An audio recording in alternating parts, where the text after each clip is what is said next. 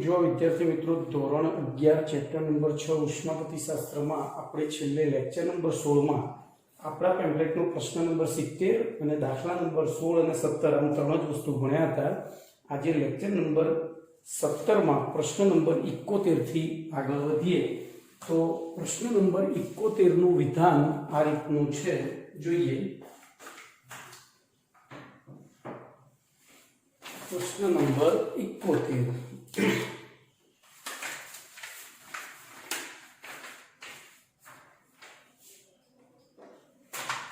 પ્રણાલીની એન્ટ્રોપી ઉપર તાપમાનના ફેરફારની અસર કારણ આપી સમજાવો. પ્રણાલીની એન્ટ્રોપી ઉપર તાપમાનના ફેરફારની અસર કારણ આપી જણાવો. જો પ્રશ્નને સમજો પહેલા બોલો, આપણે એન્ટ્રોપી વિશે બધું જાણી ગયા છીએ. એન્ટ્રોપીની અવ્યવસ્થાનું માપદંડ છે, એની પર તાપમાનના ફેરફારની અસર. તો આપણે અહીંયા આપણી મૌલિક ભાષામાં આ પ્રશ્નનો જવાબ લખી શકીએ. તો સૌથી પહેલા આપણે જો અહીંયા હું એકદમ તમને વગર વાંચે પરીક્ષા આપવા જાઉં તો પૂરા માર્ક્સ આવે એવી મેથડ આપું છું. પહેલું એન્ટ્રોપી. તો પ્રણાલીની અવ્યવસ્થા ના માપદંડને એન્ટ્રોપી કહે છે. ચલો, પહેલું એન્ટ્રોપીની સમજૂતી આપી. હવે તાપમાનની વાત કરીએ. પ્રણાલીનું તાપમાન વધારવામાં આવે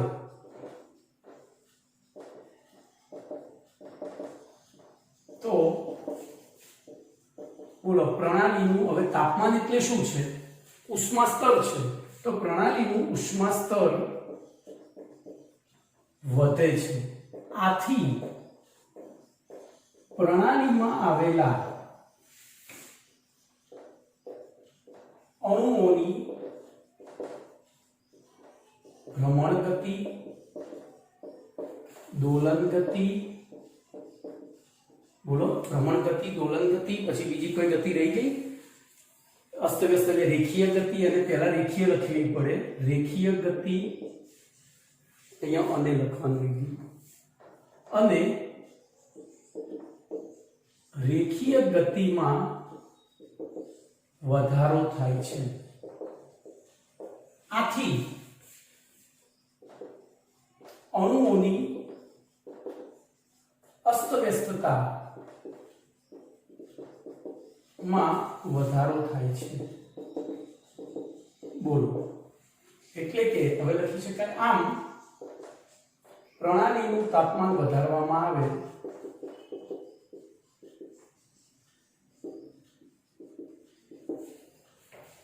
તેમ પ્રણાલીની એન્ટ્રોપીમાં વધારો થાય છે. કશું જ ગોખવાનું નથી. આપણે અહીંયા જો આ યાદ ના આવે ને, યાદ રાખવું પડશે, કારણ કે ભ્રમણ ગતિ, દોલન ગતિ અને રેખીય ગતિમાં વધારો થાય છે.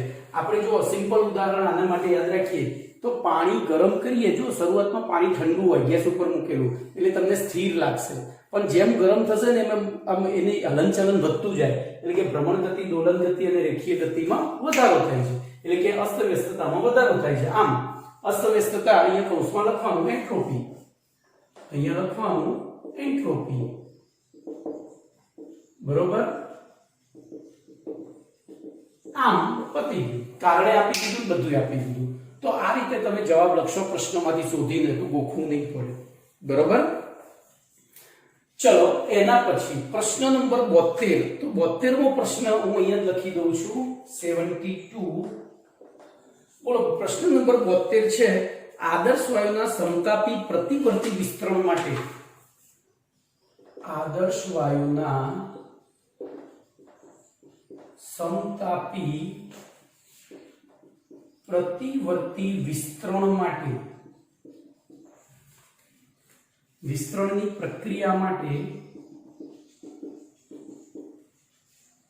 એન્ટ્રોપી ફેરફારનું સૂત્ર જણાવો.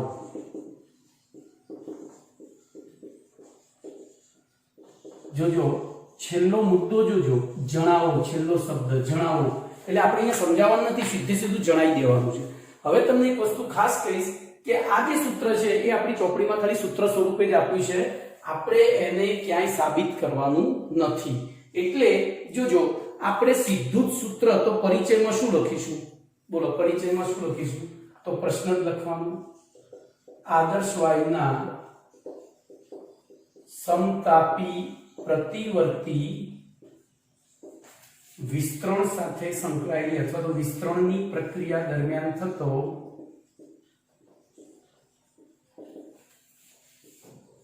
એન્ટ્રોપી ફેરફાર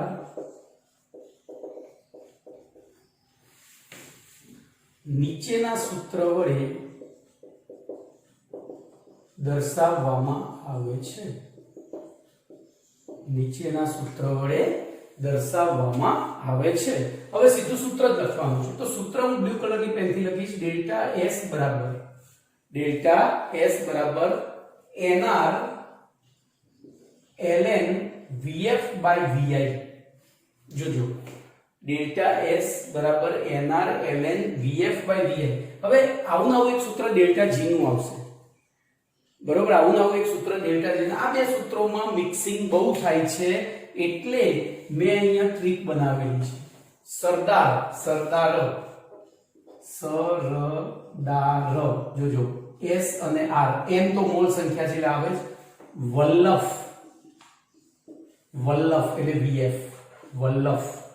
ભાઈ ની જગ્યાએ y તો VI. તો બોલો, ડેલ્ટા S નું આદર્શ વાયુના સમતાપી પ્રતિવર્તી વિસ્તરણની પ્રક્રિયા દરમિયાન થતા એન્ટ્રોપી ફેરફારનું સૂત્ર શું છે? Sardar Vallabhbhai. Delta S R Vallabhbhai. એટલે હવે આપણને યાદ રહે કે અહીંયા શું મિક્સિંગ? અહીંયા જ મિક્સિંગ થાય છે. તો સરદાર વલ્લભભાઈ, વલ્લભ ઉપર અને y નીચે, VF અને VI. ઓકે. હવે જોજો, આ સૂત્ર આપણે સીધું ગણિતમાં ઉપયોગ ના કરી શકીએ. કેમ? તો કુદરતી લઘુગણકમાં આપણે ઉપયોગ કરતા નથી. તેથી આપણે લખીએ ડેલ્ટા S બરાબર 2.303 nr log vf by vi. બરોબર? પરંતુ બોલો, બોયલના નિયમ અનુસાર, બોયલના નિયમ પ્રમાણે શું છે આપણે ભણી ગયા. તો બોયલના નિયમ પ્રમાણે બોલો, vf upon vi બરાબર શું લખાય? તો v ચલે છે 1/p હતું, યાદ છે? એટલે અહીંયા શું થઈ જશે? pi upon pf થઈ જશે. શું થઈ જશે? pi upon pf. અને તેથી ડેલ્ટા S નું બીજું સૂત્ર લખવું હોય તો 2.303 nr log pi upon pf.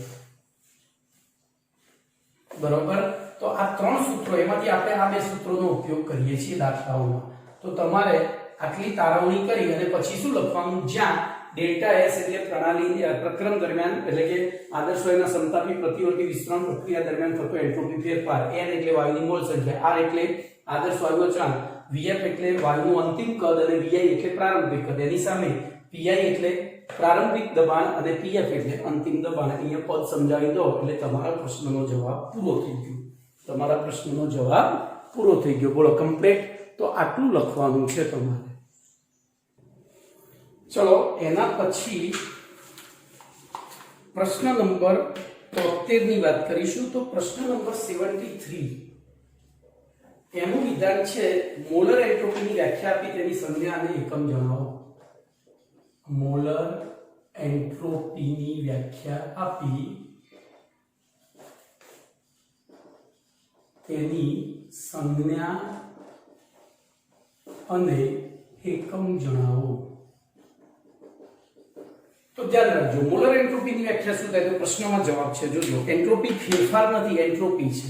તો આપણે એ લખી દઈએ. આગળ એક મોલ પદાર્થની એન્ટ્રોપીને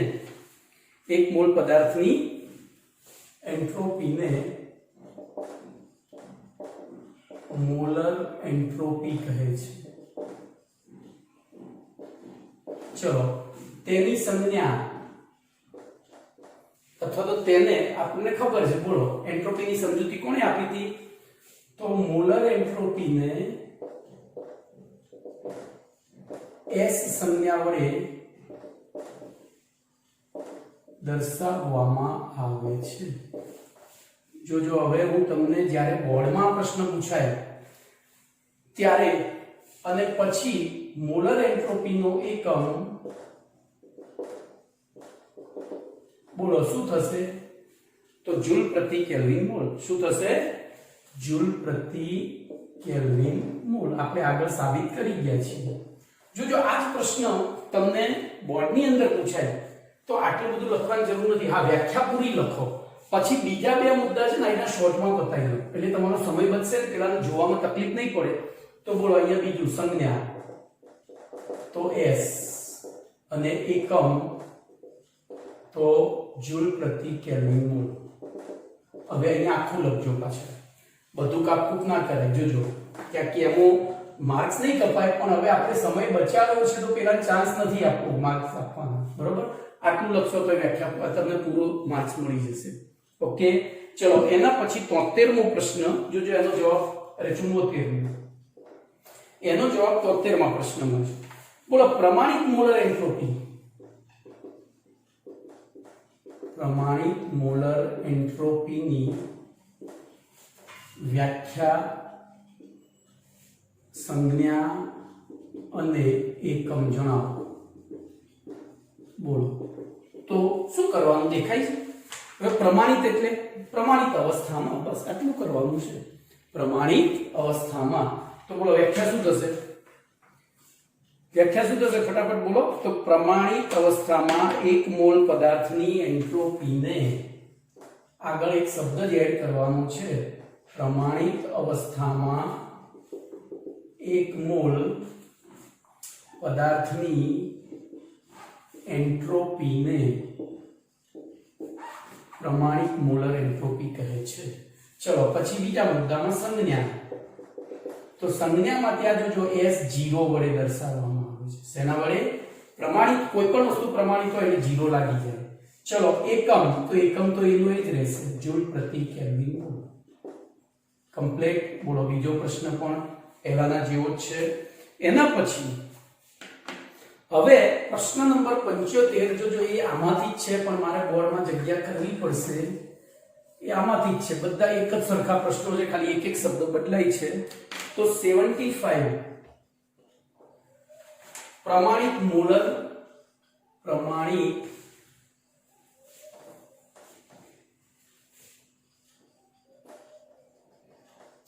મોલર ગલન એન્ટ્રોપી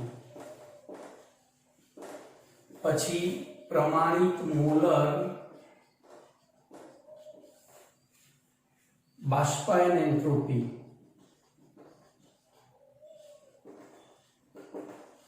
અને પ્રમાણિત મોલર ઉર્ધ્વપાતન એન્ટ્રોપી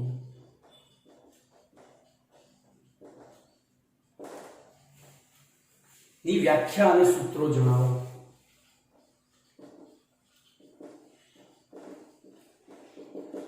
બોલો 50% નહીં 100% જવાબ તમને આવડે છે। બોલો આપણને ગલન પ્રક્રિયાની વ્યાખ્યા ખબર છે તો શું લખીશું પ્રમાણિત અવસ્થા ધરાવતું 1 મોલ સંયોજન તેના ઠાર બિંદુ અથવા તો ગલન બિંદુએ ઘનમાંથી પ્રવાહીમાં રૂપાંતરિત થાય ત્યારે થતા એન્ટ્રોપી ફેરફારને ખબર પડી। પ્રમાણિત અવસ્થા ધરાવતું 1 મોલ ઘન પદાર્થનું ગલન થઈ પ્રવાહી અવસ્થામાં રૂપાંતરણ થાય ત્યારે તો જો થોડી શબ્દોની મારામારી છે। પ્રમાણિત અવસ્થા ધરાવતું 1 મોલ સંયોજન બરોબર ગલન પ્રક્રિયા દ્વારા પ્રવાહી અવસ્થા ધારણ કરે તે પ્રક્રમ દરમિયાન થતા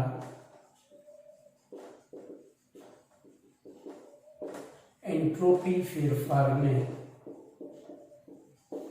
જે તે સંયોજનની પ્રમાણિત ગલન એન્ટ્રોપી કહે છે। બોલો કમ્પ્લીટ। હવે આપણને ખબર છે બોલો ફેરફાર આવ્યો છે તો ત્યાં આપણે જોજો અહીંયા પ્રક્રિયા થાય, પ્રક્રિયા દરમિયાન ફેરફાર થાય, ભલે અહીંયા એન્ટ્રોપી લખી પ્રમાણિત મોલર ગલન એન્ટ્રોપી લખ્યું હોય પણ એ ગલન કરવા માટેની એન્ટ્રોપી છે એટલે ત્યાં ફેરફાર જ થયો। તો આપણને ખબર છે ડેલ્ટા S બરાબર delta H by delta T, અરે સોરી ખાલી T અથવા તો Q રિવર્સ બાય T હતું। તો બોલો આની ઉપરથી આનું સૂત્ર બનાવવું હોય તો કશું કરવાનું નહીં, અહીંયા ગલન અહીંયા ગલન અહીંયા ગલન કરી દેવાનું। શું કરવાનું? ગલન ગલન ગલન। ઓકે, તો ધ્યાન રાખજો। તેથી ડેલ્ટા S ગલન બરાબર ડેલ્ટા H ગલન છેદમાં T। બોલો કમ્પ્લીટ। બોલો બીજી વ્યાખ્યા આવડે? હવે બાષ્પાયન છે તો આ જે જ્યાં જ્યાં તમે ગલન લખી છે ત્યાં બાષ્પાયન લખવાનું છે। તો જો વ્યાખ્યા ઉપરનામાંથી લખું છું, પ્રમાણિત અવસ્થા ધરાવતું એક મોલ સંયોજન બોલો બાષ્પાયન પ્રક્રિયા દ્વારા એટલે કે ઉત્કલન બિંદુએ બરોબર અહીંયા ગલન પ્રક્રિયા જેવું એવું છે તો બાષ્પાયન પ્રક્રિયા દ્વારા વાયુ અવસ્થા ધારણ કરે અથવા તો બાષ્પ અવસ્થા ધારણ કરે તે પ્રક્રમ દરમિયાન થતા એન્ટ્રોપી ફેરફારને જોજો ફરીથી શબ્દ છે ફેરફારને જે તે સંયોજનની પ્રમાણિત બાષ્પાયન એન્ટ્રોપી કહે છે। બોલો કમ્પ્લીટ। બોલો એનું સૂત્ર શું થશે? તો એના એ ડેલ્ટા S બાષ્પાયન is equal to delta H બાષ્પાયન છેદમાં T। ચલો એના પછી ત્રીજી વ્યાખ્યા મને નથી આવડતી, મને ના આવડે એટલે સમજવાનું મારા વિદ્યાર્થીઓને આવડે। તો બોલો શું લખીશું? પ્રમાણિત અવસ્થા ધરાવતા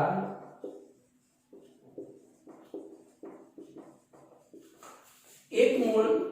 હવે જોજો અહીંયા આપણે કઈ લખી રહ્યા છીએ? ઉર્ધ્વપાતન એન્ટ્રોપી લખી રહ્યા છીએ અને ઉર્ધ્વપાતનમાં જોજો પહેલી ગલન હતી, ગલનમાં ઘનનું એક મોલ અહીંયા ઘન સંયોજન લખવું પડે।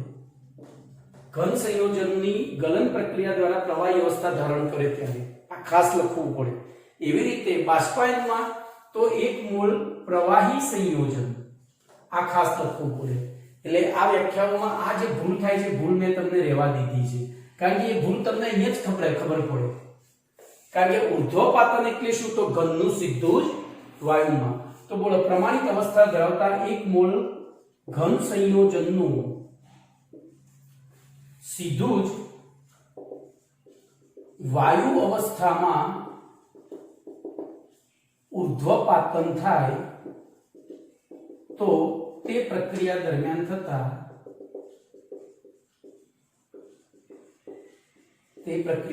થતા એન્ટ્રોપી ફેરફારને બોલો શું કહેવાય? જે તે ઘન સંયોજનની પ્રમાણિત બાષ્પાયન એન્ટ્રોપી કહે છે। બોલો કમ્પ્લીટ। બોલો એનું સૂત્ર શું થશે? તો ડેલ્ટા S ઉર્ધ્વપાતન ને ઇંગ્લિશમાં ભાઈ સબ્લિમેશન કહેવાય, ડેલ્ટા H ઉર્ધ્વપાતન अपॉन T। बोलो कंप्लीट। तो आ थी गयो तमारो प्रश्न नंबर 75 कंप्लीट। चलो एवी रीते हवे प्रश्न नंबर 76 ની વાત કરીશું આપણા પેમ્પલેટની। જો આ બધા જ એવા પ્રશ્નો છે જેનો જવાબ પ્રશ્નમાં છે એટલે આપણે ગોખવાનું તો છે જ નહીં, બરોબર? થોડી બુદ્ધિ વાપરીને જવાબ લખી નાખવાનો છે। તૈયાર કરતી વખતે જો થોડી બુદ્ધિ વાપરી દઈએ તો પાછળ કશું કરવું જ ના પડે, એકદમ મજા આવી જાય એવું ચેપ્ટર છે। हाँ आम बोरिंग है कारण के आमा थियोरिटिकल मैटर વધારે છે, તમારે વ્યાખ્યાઓ બધી યાદ રાખવી પડશે, નિયમો બધા યાદ રાખવા પડશે। તો પ્રશ્ન નંબર 76 આદર્શ વાયુનું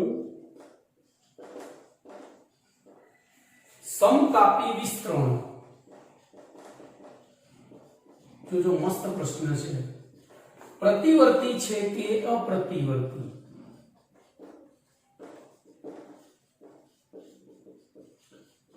આદર્શ વાયુનું સમતાપી વિસ્તરણ પ્રતિવર્તી છે કે અપ્રતિવર્તી તે કેવી રીતે નક્કી કરી શકાય?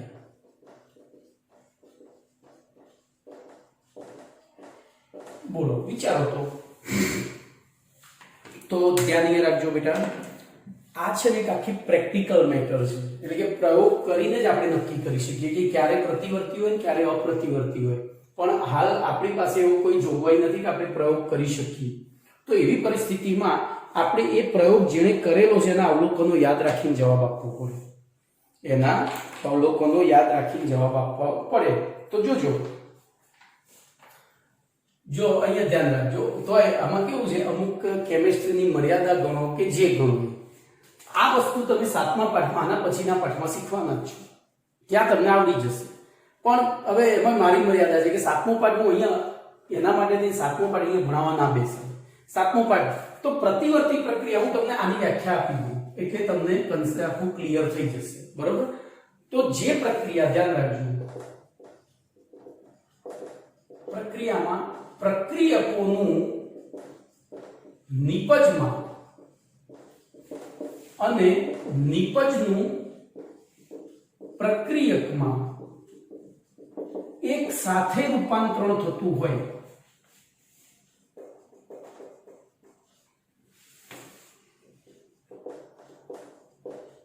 તેવી પ્રક્રિયાને પ્રતિવર્તી પ્રક્રિયા કહે છે. હું તમને એક સરસ ઉદાહરણ દ્વારા સમજાવું. આ શબ્દોનું અર્થઘટન કરીશું ને એટલે આપણે ગોખવું નહીં પડે. બરોબર? એવી પ્રક્રિયાને પ્રતિવર્તી પ્રક્રમ કહે છે. દાખલા તરીકે અહીંયા બે ઝાડ છે, ઝાડ 1 અને ઝાડ 2. આની ઉપર 10 પક્ષી બેઠા છે, આની ઉપર 15 પક્ષી બેઠા છે. અહીંથી ઉડીને બે પક્ષી આ બાજુ ગયા, એ જ સમય દરમિયાન અહીંથી ઉડીને બે પક્ષી અહીંયા આવ્યા. બોલો, બંને બાજુ એટલે કે દિશા એક સાથે રૂપાંતરણ એક સમાન વેગથી, અહીંયા લખવાનું લીધું, એક સાથે એક સમાન વેગથી. બરોબર? ચલો ધ્યાન રાખજો. બીજું, તો એક સમાન વેગથી થતું એટલે બે પક્ષી અહીંયા ગયા, બે પક્ષી અહીંયા આવ્યા, તો શું થશે? બોલો, બંને બાજુ પક્ષીઓની સંખ્યા કેવી રીતે? અચળ. હવે ધારો કે જ્યારે આપણે બે ઝાડ સામે જોઈએ છે ત્યારે પક્ષી ઉડતા નથી, પણ આપણે આમ જોઈ રહ્યા હતા અને પછી આપણી નજર કોઈ આપણને બોલે આમ જોયું, આપણે તરત પાછું જોયું, તો એ દરમિયાન બે પક્ષી ઉડીને આમ ને બે પક્ષી ઉડીને આમ આવતા હતા. બોલો, આપણે જ્યારે આમ પાછળ વળીને જોઈશું ત્યારે આપણને એવું લાગશે કે પ્રક્રિયા થઈ છે? નહીં લાગે. પ્રક્રિયા થઈ જ નથી. અને પ્રક્રિયા થઈ જ નથી તો આ પ્રકરણ દરમિયાન થતા ઉષ્માગતિકી વિધેયોના ફેરફારના મૂલ્યો કેવા હોય? 0. એટલે હંમેશા યાદ રાખજો કે પ્રતિવર્તી પ્રક્રમ હોય અને એમાં જો એક સમાન વેગથી પ્રક્રિયા થતી હોય એટલે એને સંતુલન અવસ્થા કહેવાય. અને એ વખતે delta H, delta S, delta G બધું 0 હોય. શું હોય? બધું 0 હોય. બોલો, બધું જ 0 હોય. પણ જો પ્રક્રિયા માત્ર પ્રક્રિયકથી નિપજ તરફ થતી હોય તો એને અપ્રતિવર્તી પ્રક્રમ કહેવાય. અને અપ્રતિવર્તી પ્રક્રમમાં દાખલા તરીકે અહીંથી બે પક્ષી ઉડીને આમ ગયા, આપણે પહેલા આમ ગણ્યા કે અહીંયા 10 પક્ષી બેઠા છે, અહીંયા 15 બેઠા, પછી આમ જોયું તમારી સામે, અને પછી આમ જોઈને ગણ્યા તો અહીંયા 8 હતા, અહીંયા 17 હતા. એનો મતલબ કે ભલે આપણે એ પ્રક્રિયા થતી જોઈ નથી, તેમ છતાં ખબર પડી ગઈ કે ભાઈ અહીંથી બે પક્ષી આમ ગયા છે અને આમ ગયા છે, તો આ બે ઝાડની ઉર્જામાં ફેરફાર થયો એટલે કે આ બધા ઉષ્માગતિકીય વિધેયોમાં ફેરફાર થાય છે. તો બોલો, આનો જવાબ કઈ રીતે આપશો? ખબર પડી ગઈ? તો જો હવે જવાબ લખું છું એકદમ સહેલો સટ. હવે જોજો, સૌથી પહેલા આપણે જે ઉષ્માગતિકીય વિધેયો ભણ્યા છે, આંતરિક ઉર્જા, એન્થાલ્પી અને એન્ટ્રોપી, આ ચારેમાંથી સરળ માપન હજુ એક આવશે ભણવાનું, મુક્ત ઉર્જા. તો બોલો, આ ચારેમાંથી સરળ માપન કોનું છે? તો આમ જોવા જઈએ તો હજુ મુક્ત ઉર્જા ભણ્યા નથી એટલે આપણો જવાબ ડેલ્ટા S થાય, અને મુક્ત ઉર્જા ભણીશું ત્યારે જવાબ ડેલ્ટા G થશે. તો હાલ હજુ મુક્ત ઉર્જા ભણ્યા નથી એટલે આ પ્રશ્નનો જવાબ કયા સંદર્ભમાં આપવો પડે? તો ડેલ્ટા S. તો ધ્યાન રાખજો શું લખીશું કહો શું લખીશું તો આદર્શ વાયુના સમતાપી પ્રતિવર્તી વિસ્તરણ માટે કુલ એન્ટ્રોપી ફેરફાર શૂન્ય હોય છે આદર્શ વાયુના સમતાપી પ્રતિવર્તી વિસ્તરણ માટે ડેલ્ટા એસ ટોટલ એટલે કે વિશ્વની કુલ એન્ટ્રોપીનો ફેરફાર 0 હોય છે જ્યારે આદર્શ વાયુના સમતાપી અપ્રતિવર્તી વિસ્તરણ માટે delta S total is not equal to 0 હોય છે it should be greater than 0 or less than 0 આમ અથવા આથી બોલો આદર્શ વાયુના સમતાપી વિસ્તરણ દરમિયાન આથી આદર્શ વાયુના સમતાપી વિસ્તરણ દરમિયાન ડેલ્ટા એસ ટોટલ ના માપન દ્વારા તે પ્રક્રિયા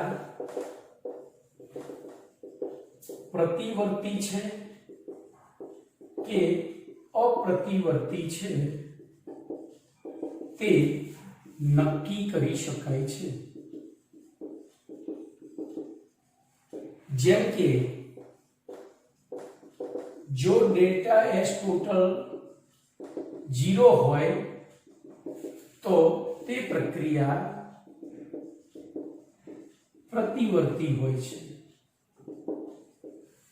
અને જો delta S total is not 0 હોય તો તે પ્રક્રિયા અપ્રતિવર્તી હોય છે બોલો ખાલી આપણે આ બે શબ્દોનું અર્થઘટન કર્યું એમાં આપણને જવાબ મળી ગયો અને એમાં પેલું ઝાડવાળું ઉદાહરણ બે પક્ષી ઉડી નામ જાય બે પક્ષી ઉડી નામ આવે કુલ ફેરફાર 0 હોય તો એ પ્રતિવર્તી એટલે કે પ્રક્રિયકનું નિપજનું પ્રક્રિયકનું એક સાથે રૂપાંતરણ થતું હોય તો એ પ્રકરણ દરમિયાન ઉષ્માગતિ કે વિધેયોના મૂલ્યમાં થતો ફેરફાર 0 હોય છે તો એવી પરિસ્થિતિમાં એ પ્રતિવર્તી અને અપ્રતિવર્તીમાં કોઈ એક જ દિશામાં થતી હોય પતી ગયો તો અહીંયા તમારો પ્રશ્ન નંબર 76 પણ પૂરો થયો હવે 77 પ્રશ્ન નંબર જોજો મેં હાલ કહ્યું કે આપણે જે છેલ્લો જવાબ આમ ચાર ઉષ્માગતિકીય વિધેયો છે કયા કયા ચાર તો સૌથી પહેલી આંતરિક ઉર્જા પછી એન્થાલ્પી અને ત્રીજું એન્ટ્રોપી આપણે ત્રણ ભણી ગયા તો આપણે હવે એન્ટ્રોપી ફેરફારની હું એક વધારાનો પ્રશ્ન લખું છું પ્રકરણ દરમિયાન થતા એન્ટ્રોપી ફેરફારની ઉપયોગિતા અને મર્યાદા જણાવો આ વધારાનો પ્રશ્ન છે હું એને પ્રશ્ન નંબર 76 એ આપીશ જે ટેમ્પલેટમાં નથી ભાઈ બરોબર તો પ્રશ્ન લખું છું પ્રક્રિયા દરમિયાન થતા કુલ એન્ટ્રોપી અથવા તો વિશ્વના એન્ટ્રોપી ફેરફાર ધ્યાન રાખજો અથવા આપણે એન્ટ્રોપી ફેરફાર નથી એન્ટ્રોપી ફેરફારની મર્યાદા જણાવો બોલ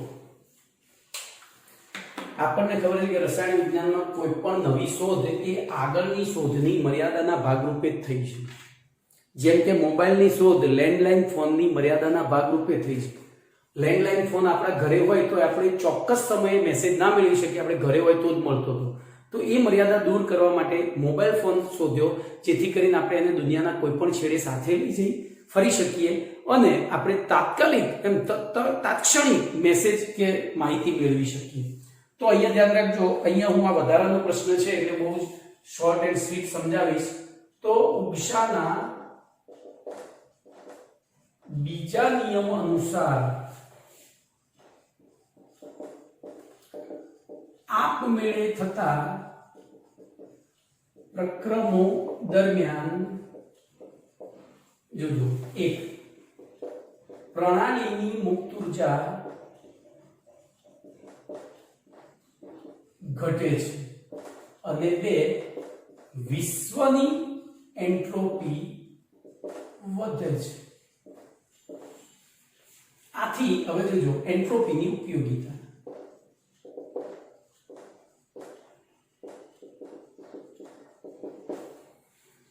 આથી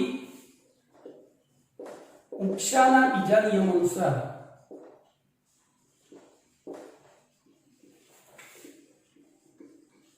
ઉષ્માના બીજા નિયમ અનુસાર પ્રકરણ દરમિયાન વિશ્વની એન્ટ્રોપીમાં થતા ફેરફાર ડેલ્ટા એસ ટોટલ જોજો બરાબર ડેલ્ટા એસ પ્રણાલી વત્તા ડેલ્ટા એસ પર્યાવરણ ના માપન દ્વારા જે તે પ્રક્રમ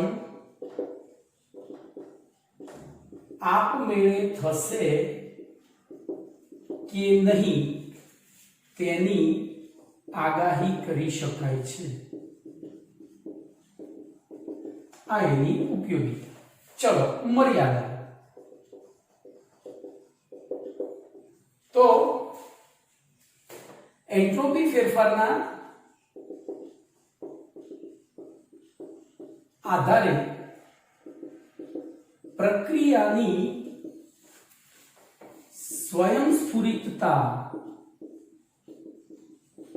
ની આગાહી કરવા માટે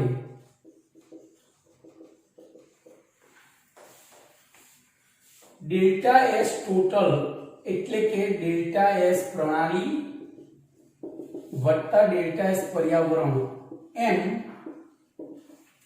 બે મૂલ્યોની જરૂર પડે છે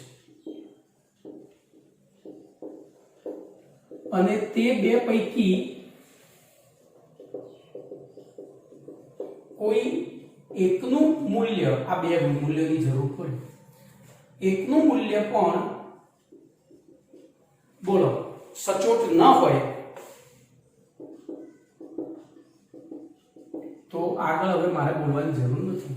તો ડેલ્ટા એસ નું મૂલ્ય સચોટ ના મળે ડેલ્ટા એસ નું મૂલ્ય સચોટ ના મળે તો એન્ટ્રોપી વધે છે ઘટે છે આપણે ચોકસાઈપૂર્વક નક્કી ના કરી શકીએ અને એવી પરિસ્થિતિમાં બોલો અહીંયા આગાહી ખોટી પણ પડી શકે અથવા બીજી રીતે કહીએ તો પ્રાયોગિક કાર્ય ટૂંકમાં અઘરું છે.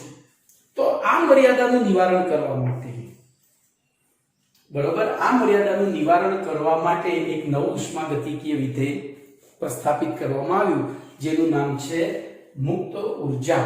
તો આગળનો પ્રશ્ન હવે ભણીએ. ભાઈ મેં અહીંયા અધૂરું રાખ્યું છે સચોટ ના હોય તો પ્રક્રિયાની સ્વયંભૂતતા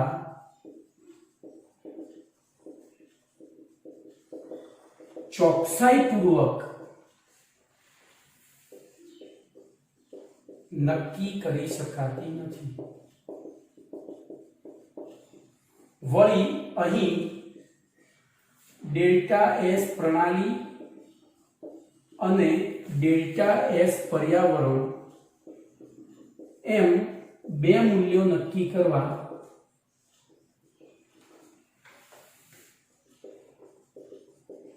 બે વાર પ્રાયોગિક કાર્ય કરવું પડે છે.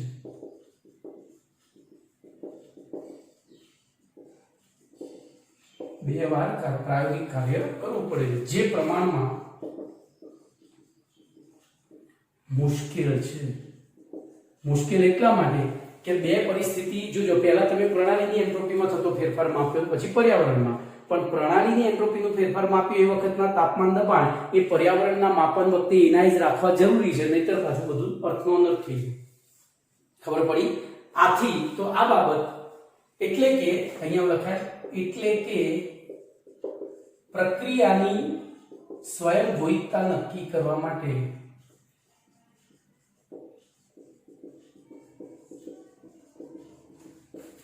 ડેલ્ટા એસ ટોટલ નો ઉપયોગ મર્યાદાયુક્ત છે. ડેલ્ટા એસ ટોટલ નો ઉપયોગ મર્યાદાયુક્ત છે. આ તમારો પ્રશ્ન જે એડિશનલ 76A છે બરોબર. હવે હું 77મો પ્રશ્ન લખીશ. આ પ્રશ્ને આપણને ખબર પડી જરૂર કે ભાઈ આગળ હવે જો તમને પેલો પ્રશ્ન ઓટોમેટિક આવડી જશે. કયો? 77મો. બોલો 77મા પ્રશ્નનું વિધાન શું છે? તો ઉષ્માગતિશાસ્ત્રમાં ગિબ્સની ઊર્જાની જરૂરિયાત જણાવો. તો ક્વેશ્ચન નંબર 77 ઉષ્માગતિશાસ્ત્રમાં ગિબ્સની મુક્ત ઉર્જા, અહીંયા જો ગિબ્સની ઉર્જા જ લખાય છે પણ આપણે આખું બોલવાનું ગિબ્સ ઉર્જા, બરોબર, ગિબ્સ ઉર્જા ની જરૂરિયાત જણાવો. તો આ 76મો પ્રશ્ન છે, 76 એ જ છે. બોલો હવે તો આપણે ભણી ગયા છીએ. બોલો આગળ શરૂઆતમાં આપણે શું ભણ્યા હતા? સામાન્ય રીતે મોટા ભાગની સ્વયંસ્ફુરિત રાસાયણિક પ્રક્રિયાઓ દરમિયાન, તો જોજો, સામાન્ય રીતે મોટા ભાગની સ્વયંસ્ફુરિત એટલે કે આપમેળે થતી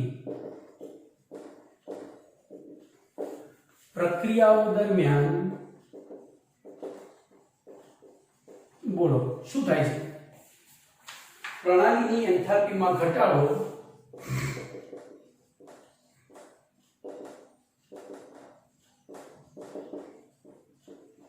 અને એન્ટ્રોપીમાં વધારો થાય છે.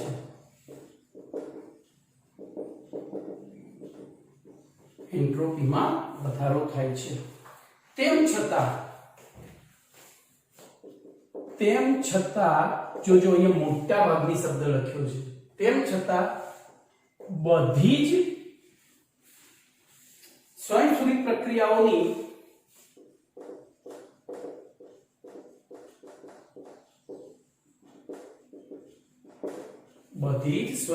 પ્રક્રિયાઓની સ્વયંસ્ફુરિતતા આપમેળે થવાની વૃત્તિ, સ્વયંસ્ફુરિતતા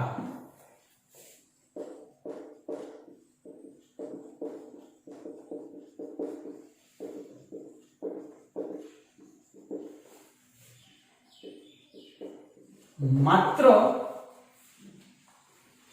એન્થાલ્પીમાં થતા ઘટાડા અથવા એન્ટ્રોપીમાં થતા વધારાના આધારે નક્કી કરી શકાતી નથી. માત્ર એન્થાલ્પીમાં થતા ઘટાડા અને એન્ટ્રોપીમાં થતા વધારાના આધારે સમજાવી શકાતી નથી. જોજો હું તમને જે આગળ શીખવાડ્યું એક પ્રશ્ન જુદી રીતે લખ્યો છે. બોલો એન્ટ્રોપીની મર્યાદા થઈ ગઈ. એમાં આપણે જ કહ્યું હતું ને કે માત્ર એન્ટ્રોપી ફેરફારના આધારે પ્રક્રિયાની સ્વયંસ્ફુરિતતા સમજાવી શકાતી નથી. આથી બધી જ સ્વયંસ્ફુરિત પ્રક્રિયાઓની સ્વયંસ્ફુરિતતા સમજાવવા માટે એક નવું ઉષ્માગતિકીય વિધેય દાખલ કરવામાં આવ્યું છે અથવા તો વ્યાખ્યાયિત કરવામાં. આથી બધી જ સ્વયંસ્ફુરિત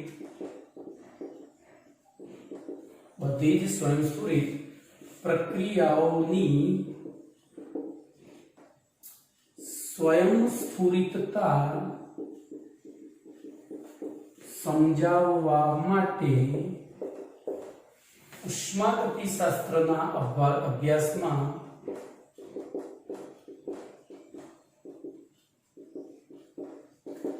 એક નવું ઉષ્માગતિકીય વિધેય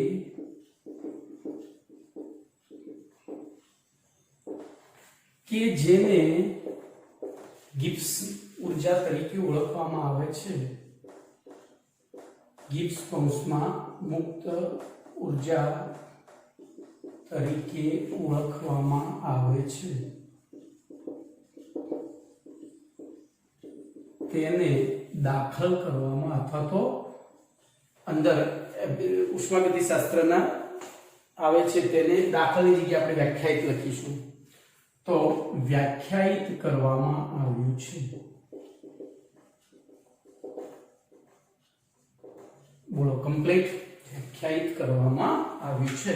તો આ થઈ ગિબ્સની મુક્ત ઉર્જાની જરૂરિયાત એટલે કે એનું મહત્વ પણ કહી શકાય. બરોબર.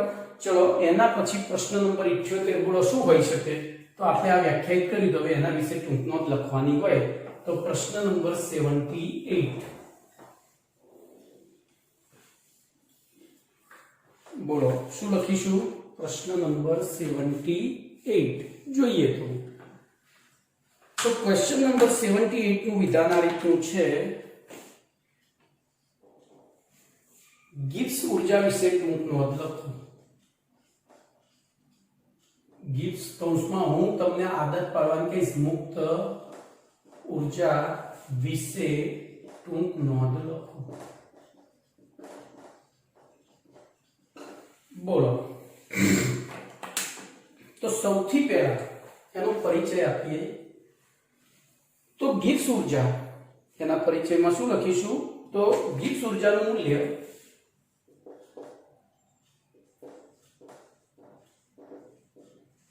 બોલો પ્રણાલીની એન્થાલ્પી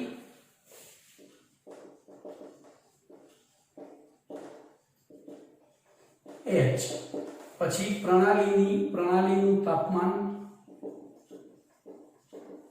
T અને પ્રણાલીની એન્ટ્રોપી S ઉપર આધારિત છે. બરોબર, S ઉપર આધારિત છે. હવે બીજું લખાય તેમની વચ્ચેનો સંબંધ નીચેના સૂત્ર વડે દર્શાવવામાં આવે છે. બરોબર, તો સૂત્ર છે G બરાબર H માઇનસ TS. G બરાબર H માઇનસ TS. બરોબર. હવે ધ્યાન રાખજો, આગળ જઈએ તો આની હવે વ્યાખ્યા આપવાની છે. બોલો, તમને ગિબ્સની મુક્ત ઉર્જાની વ્યાખ્યા પૂછાય તો તમે શું લખશો? તો હું અહીંયા બ્લુ કલરથી લખું છું.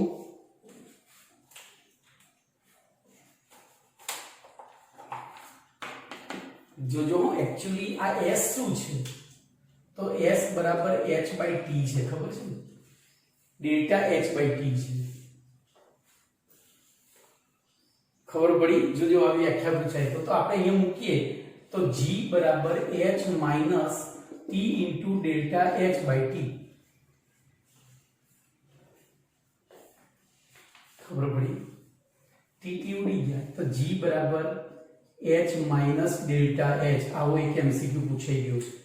પ્રણાલીની એન્થાલ્પી, બરોબર, અને પ્રકરણ દરમિયાન તે પ્રણાલીની એન્થાલ્પીમાં થતો ફેરફાર બોલો કેટલો હોય છે, એનો તફાવત કેટલો હોય છે? તો મુક્ત થતી ઉર્જા જેટલો.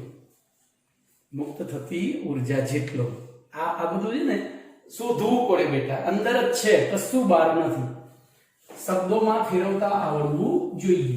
તો આપણે હજુ એની વ્યાખ્યા છેલ્લે લખીએ છીએ. બરોબર, પહેલા આપણે થિયરી પ્રમાણે જોઈએ. તો આમ બોલો G નું મૂલ્ય H ઉપર આધારિત છે. વળી H એ અવસ્થા વિધેય છે. આથી G પણ તમારે આ રીતે નહીં લખવાનું, અવસ્થા વિધેય છે હોય છે. અને તેથી તમારે આખા વાક્યો લખવાના છે. હું સમય બચાવું છું. તેથી G નું નિરપેક્ષ મૂલ્ય માપી શકાતું નથી. આથી પ્રકરણ દરમિયાન G ના બદલે ડેલ્ટા G ના મૂલ્યને પ્રાધાન્ય આપવામાં આવે છે. અહીં ડેલ્ટા G નું સૂત્ર નીચે પ્રમાણે તારવી શકાય. પતી ગયું. તમારે મેં જે સંજ્ઞા લખી છે તે શબ્દ લખવાનું છે. આમ ગિબ્સની ઉર્જાનું મૂલ્ય એન્થાલ્પી પર આધાર છે. વળી એન્થાલ્પી અવસ્થા વિધેય છે. આથી ગિબ્સની ઉર્જા પણ અવસ્થા વિધેય થાય અને તેથી ગિબ્સની ઉર્જાનું નિરપેક્ષ મૂલ્ય માપી શકાતું નથી. આથી પ્રકરણ દરમિયાન ગિબ્સની ઉર્જાના બદલે ગિબ્સની ઉર્જાના ફેરફારમાં થતા મૂલ્યને પ્રાધાન્ય આપવામાં આવે છે. અને અહીં ડેલ્ટા G નું સૂત્ર, ચલો હું અહીંયા બધે ડેલ્ટા મૂકું તો ડેલ્ટા G બરાબર ડેલ્ટા H માઇનસ બોલો આવું થાય.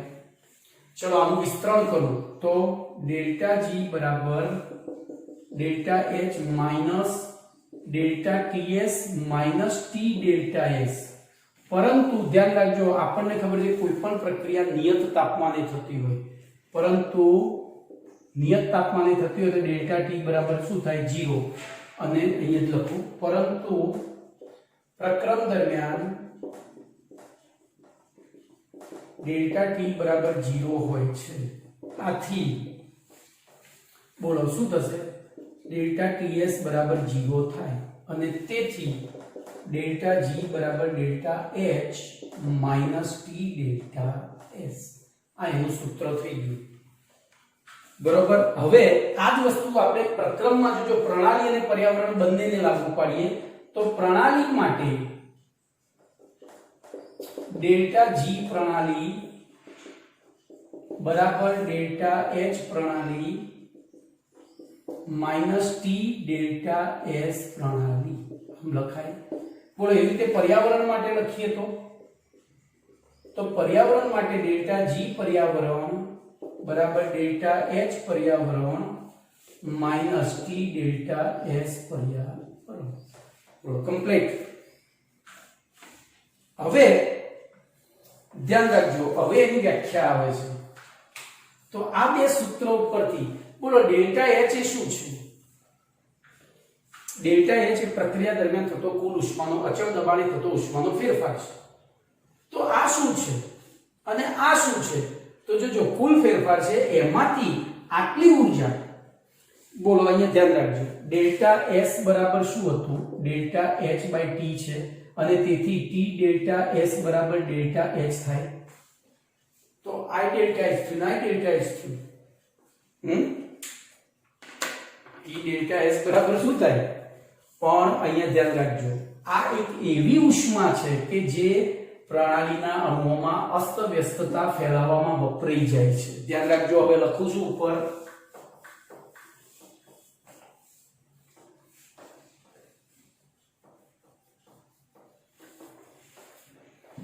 હવે લખું છું અહીં ડેલ્ટા એચ પ્રણાલી એ પ્રક્રમ દરમિયાન થતો એન્થાલ્પી ફેરફાર છે. આપણે આની સમજૂતી આપીએ છીએ. અને ટી ડેલ્ટા એસ પ્રણાલી અથવા તો પર્યાવરણ એ પ્રક્રમ દરમિયાન, જોજો અહીંયાથી શબ્દ શરૂ થાય, પ્રક્રમ દરમિયાન ઉત્પન્ન થતી એવી ઊર્જા છે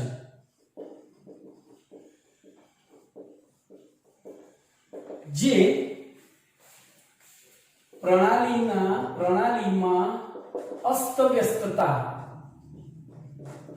એટલે કે એન્ટ્રોપી ઉત્પન્ન કરવામાં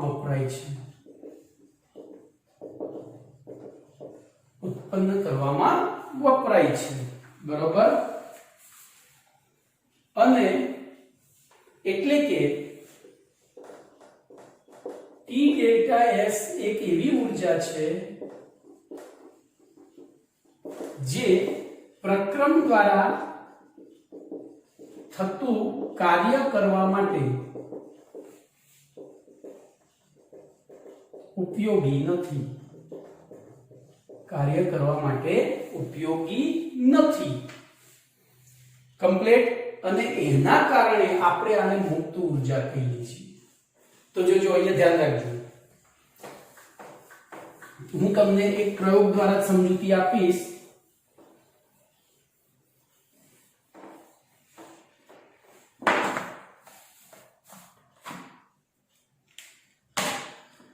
ધારો કે મારા હાથમાં 100 કિલોનું વજન લ્યો, નામ કરીને પડતું મૂકું છું, થાય મારો હાથ નીચે જતો રહેવો જોઈએ ને એની ઊર્જાના કારણે. પણ એ પૂરેપૂરી ઊર્જાના કારણે નીચે નથી જતો, કારણ કે આમાંથી કેટલીક ઊર્જા શું થાય? હાથને લાલ ઘૂમ કરવામાં વપરાઈ જાય. જેવો પડે એવું શું થાય? એ અમુક એનર્જી જે અણુઓ, આમ જો અત્યારે હાલ અણુઓ નિયમિત ગોઠવાયેલા છે એટલે આપણને સોજોય નથી કે દુખાવોય નથી થતો.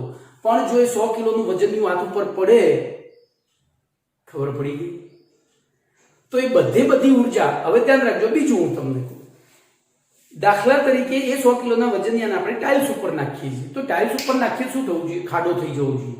પણ એ પૂરેપૂરો ખાડો નથી કરતો, કારણ કે ખાડો થયા પહેલા અવાજ આવે છે, એટલે કેટલીક ઉર્જા એ અવાજ મારફતે અસ્તવ્યસ્તતામાં ફેલાઈ ગઈ. ખબર પડી? તો બોલો અહીંયા છેલ્લું વિધાન શું લખીશું? ભાઈ આ પ્રશ્ન અધૂરો રહેશે, હું એને બીજા ભાગમાં કાલે ચલાવીશ. બરોબર? તો અહીંયા ખાલી વ્યાખ્યા આપીને છોડી દઉં છું. તો પ્રણાલીની ઉષ્મામાં થતા, તો આમ ડેલ્ટા જી એ એક એવી ચોખ્ખી ઉર્જા, જોજો હવે આપણે અહીંયા લખીએ ડેલ્ટા જી બરાબર delta H minus T delta S. બોલો આ પ્રક્રમ દરમિયાન થતો ઉષ્માનો કુલ ફેરફાર, આ અસ્તવ્યસ્તતા ફેલાવવામાં વપરાતી ઉષ્મા કે ઉર્જા જે લખો એ. તો બોલો આ ટોટલ કુલમાંથી આટલું બાદ થયું, તો આ એવી ઉર્જા છે જે કાર્ય કરવા માટે ઉપયોગી છે. કેવી ઉર્જા છે? કાર્ય કરવા માટે ઉપયોગી છે. આમ ડેલ્ટા જી એક એવી ચોખ્ખી ઉર્જા છે જે પ્રક્રમ દરમિયાન થતા કાર્ય કરવા માટે ઉપયોગી છે. આથી ડેલ્ટા જી ને ગિબ્સની મુક્ત ઉર્જા પણ કહે છે. આથી ડેલ્ટા જી ને ગિબ્સની મુક્ત ઉર્જા કહે છે. હવે જો આપણી પાસે ડેલ્ટા RH0 બરાબર sigma ai HP HM0 R અને P માઈનસ, યાદ આવે છે ને, I BI HM0 P હતું. એ અમારી ભૂલ થઈ ને, P અને પહેલો P પછી R આવે. બરોબર? તો એ જ સૂત્ર તમે અહીંયા લખી શકો, ડેલ્ટા RG0 બરાબર ખાલી h ની જગ્યાએ 0 કરી દેવાનું, I AI G0M P minus I BI G0M R. તો આટલે સુધી પ્રશ્ન રાખું છું. બરોબર? આવતીકાલે અધૂરો પ્રશ્ન ટૂંકમાં, એટલે આમ પૂરું થવાયું છે, પણ હજુ અમે એક પાર્ટ બાકી છે, તે હું અધૂરું કાલે ચાલુ કરીશ. ઓકે? તો અહીંયા સુધી રાખીએ છીએ. લેક્ચર પછી બહુ લાંબુ થઈ જાય એવું છે.